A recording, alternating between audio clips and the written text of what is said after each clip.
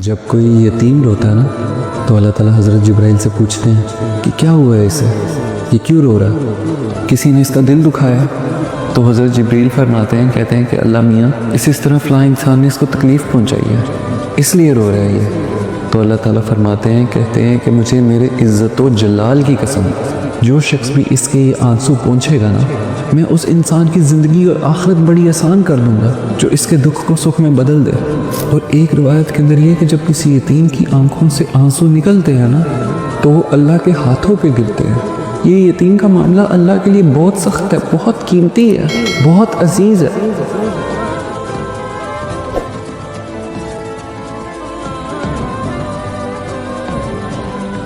ہر عید پر ایک بچے کو اپنے باپ کی کمی کتنی محسوس ہوتی ہے۔ ایک کہانی سے بتاؤں، ایک غریب باپ کے پاس اس کا چھوٹا بچہ آتا ہے، باپ کی جیب میں پیسے نہیں ہوتے، پر اس کا چھوٹا بچہ بار بار کہتا ہے کہ ابا میلے پہ چلیں، مجھے میلے پہ لے کے جائیں نا۔ تو باپ کی جیب تو خالی ہوتی ہے، لیکن بیٹے کے اتنے اصرار کرنے کے باوجود وہ اس کو میلے لے جاتا ہے۔ بچہ میلے پہ جا کے ہر جھولے کو دیکھ کے کہتا تھا کہ پاپا جھولا دلا دو، ہر کھلونے کو دیکھنے کے بعد کہتا تھا کہ پاپا کھلونا دلا دو۔ بچے کی چھوٹی چھوٹی خواہشات کو دیکھنے کے بعد باپ اپنی غریبی اور بے بسی پر کسی سائڈ پر جا کے رونے لگا۔ پر جب بچے نے دیکھا کہ اس کا باپ اس کے ارد گرد نہیں ہے تو اس نے رونا شروع کر دیا، بابا بابا بابا، میرے بابا کہاں ہیں بابا۔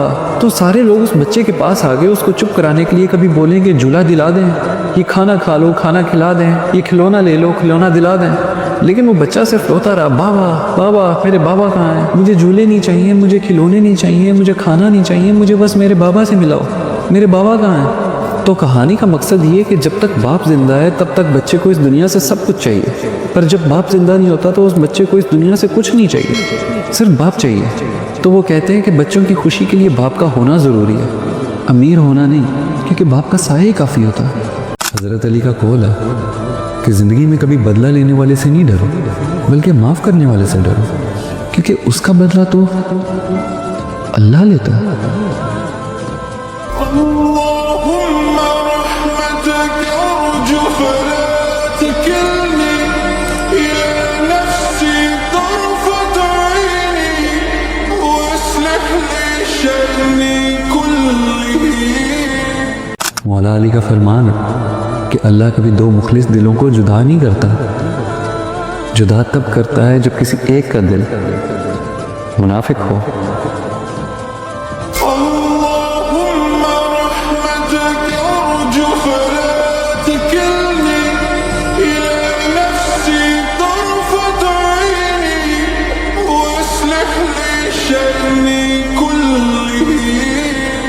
حضرت علی کا قول ہے کہ کبھی کسی کے سامنے اپنی صفائی پیش مت کرنا، کیونکہ جو تم پہ اعتبار کرتا ہوگا اسے ضرورت ہی نہیں پڑے گی، اور جو اعتبار نہیں کرتا وہ کبھی مانے گا ہی نہیں۔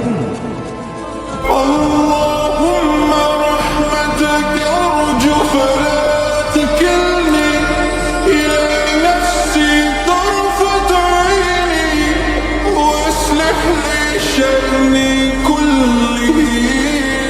جب حضرت فاطمہ کی عمر ہوئی نا شادی کی تو کئی سارے لوگ اپنے اپنے رشتے لے کے آئے، کئی سارے لوگوں نے اپنی اپنی خواہشات بتائیں، جن میں حضرت ابو بکر بھی تھے، حضرت عمر بھی تھے، لیکن آپ صلی اللہ علیہ وسلم نہیں مانے۔ تو حضرت علی فرماتے ہیں، کہتے ہیں کہ میں ایک یہودی کے باغ کے اندر کام کر رہا تھا تو تینوں یار میرے پاس آ گئے، تینوں یار مطلب حضرت عمر، حضرت ابو بکر، حضرت عثمان، تینوں میرے پاس آ گئے اور مجھے بولا کہ علی تم آپ صلی اللہ علیہ وسلم سے حضرت فاطمہ کا ہاتھ کیوں نہیں مانگتے؟ حضرت علی بہت شرمیلے تھے اور آپ صلی اللہ علیہ وسلم کے سامنے تو وہ کچھ ویسے ہی نہیں بولتے تھے۔ تو تینوں کو کہنے لگے کہ نہ تو میرے پاس گھر ہے نہ میرے پاس روزگار ہے، آپ صلی اللہ علیہ وسلم میرا رشتہ کیوں قبول کریں گے؟ تو ان تینوں نے حضرت علی کو آپ صلی اللہ علیہ وسلم کے پاس بھیجا۔ جب حضرت علی آئے، حالانکہ تینوں نے بتایا کہ جا کے کیا بولنا ہے، پر کچھ بولے ہی نہیں کیونکہ شرمیلے تھے۔ تو آپ صلی اللہ علیہ وسلم نے پوچھا کہ علی کس کام سے آئے ہو؟ تو حضرت علی سے کچھ بولا ہی نہیں گیا، بتایا ہی نہیں گیا، وہ خاموش ہی رہے۔ تو آپ صلی اللہ علیہ وسلم نے دوبارہ پوچھا کہ علی بتاؤ کیا کام ہے، کیا بات کرنے آئے ہو؟ حضرت علی بالکل چپ، شرم کے مارے کچھ بول ہی نہیں پائے۔ آپ صلی اللہ علیہ وسلم کے سامنے تو ویسے ہی کچھ نہیں بول پاتے تھے۔ تو آپ صلی اللہ علیہ وسلم نے تیسری دفعہ پوچھا کہ علی کیا تم فاطمہ کا ہاتھ مانگنے آئے ہو؟ پھر حضرت علی بول پڑے کہنے لگے کہ آپ صلی اللہ علیہ وسلم مجھے نا حضرت ابو بکر نے، حضرت عمر نے اور حضرت عثمان نے بھیجا ہے۔ انہوں نے کہا ہے کہ آپ صلی اللہ علیہ وسلم سے جا کے حضرت فاطمہ کا ہاتھ مانگو، تو میں ہاتھ مانگنے آیا ہوں۔ تو اس پر آپ صلی اللہ علیہ وسلم نے فرمایا انشاءاللہ۔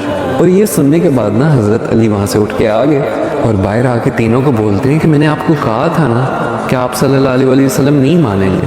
تو تینوں نے پوچھا کہ آپ صلی اللہ علیہ وسلم نے تمہیں انکار کیا ہے؟ انہوں نے بولا نہیں، وہ تو کچھ بولے ہی نہیں۔ پھر تینوں نے پوچھا کہ آپ صلی اللہ علیہ وسلم نے کچھ تو بولا ہوگا، کیا بولا انہوں نے؟ تو حضرت علی نے بتایا کہ آپ صلی اللہ علیہ وسلم نے تو صرف انشاءاللہ بولا ہے، انہوں نے نہ ہاں کی ہے نہ نہ کی ہے۔ تو تینوں نے حضرت علی کو خوشخبری دی کہ نبی کے انشاءاللہ میں بھی ہاں ہوتی ہے۔ اور آپ صلی اللہ علیہ وسلم کو اس بات کا علم تھا کہ حضرت علی، حضرت فاطمہ دونوں ایک دوسرے کے ساتھ زندگی گزاریں گے، لیکن انہوں نے ہاں اس لیے نہیں کی کہ وہ اپنی بیٹی سے اجازت لے سکیں کہ کیا ان کی بیٹی اس رشتے کے لیے راضی ہے یا نہیں۔ مولا علی کا فرمان ہے کہ ہمیشہ ایسے انسان کو چننا جو تمہیں عزت دے، کیونکہ عزت محبت سے بہتر ہے۔ اللهم رحمتك أرجو فلا تكلني إلى نفسي طرفة عيني وأصلح لي شأني كله۔ حضرت علی کا فرمان ہے کہ مرد کو 3 چیزیں کمزور کر دیتی ہیں: امیروں کی محفل، عورتوں کی صحبت اور جاہلوں کے ساتھ بحث۔ اللهم رحمتك أرجو فلا تكلني إلى نفسي طرفة عيني وأصلح لي شأني كله۔ مولا علی کا فرمان ہے کہ کبھی ایسے شخص کو اپنا دوست مت بنانا جو کسی محفل میں تمہیں شرمندہ کرے، چاہے وہ مذاق ہی کیوں نہ ہو۔ اللهم رحمتك أرجو فلا تكلني إلى نفسي طرفة عيني وأصلح لي شأني كله۔ حضرت علی کا فرمان ہے کہ اگر تم کسی انسان کو دل سے چاہو اور وہ تمہاری قدر نہ کرے تو یہ بدقسمتی اس کی ہے، تمہاری نہیں۔ اللهم رحمتك أرجو فلا تكلني إلى نفسي طرفة عيني وأصلح لي شأني